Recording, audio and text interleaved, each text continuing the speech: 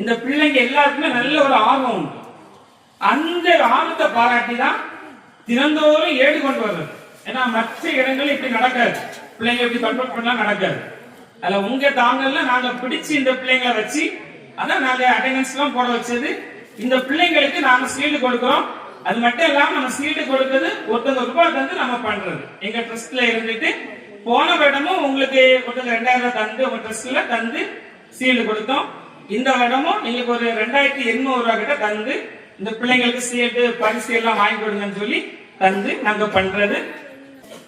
M Mafin,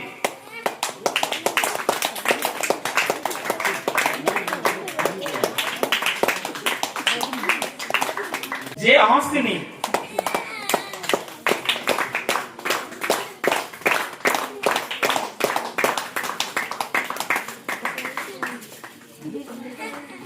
J S akin,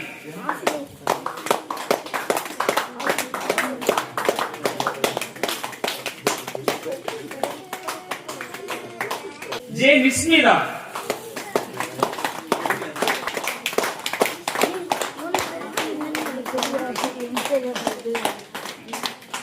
K M பபின்,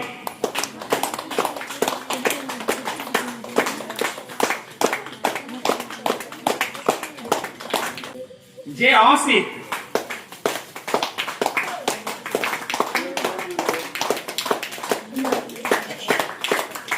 நம்ம ஏன் இந்த சின்ன பிள்ளைங்க முதல்ல பஸ் கொடுத்தோம் தெரியுமா?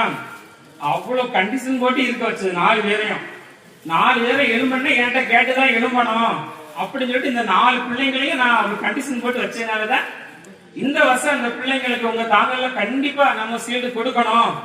ஏன்னா அந்த பிள்ளைங்க எத்தனை வருஷம் பார்த்தாலும் நான் இப்படி தாங்கல வாங்கினது அப்படின்னு இருக்கும்.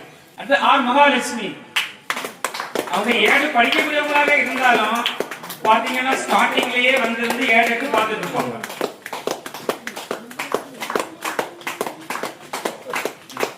டி செல்லத்துறை, அவங்களையும் பாத்தீங்கன்னா நாங்க வர்றதுக்கு முன்னாடி அவங்க ஓடி வருவாங்க. அதனால அவங்களையும் பாராட்டி நம்ம பரிசு கொடுக்கிறோம்.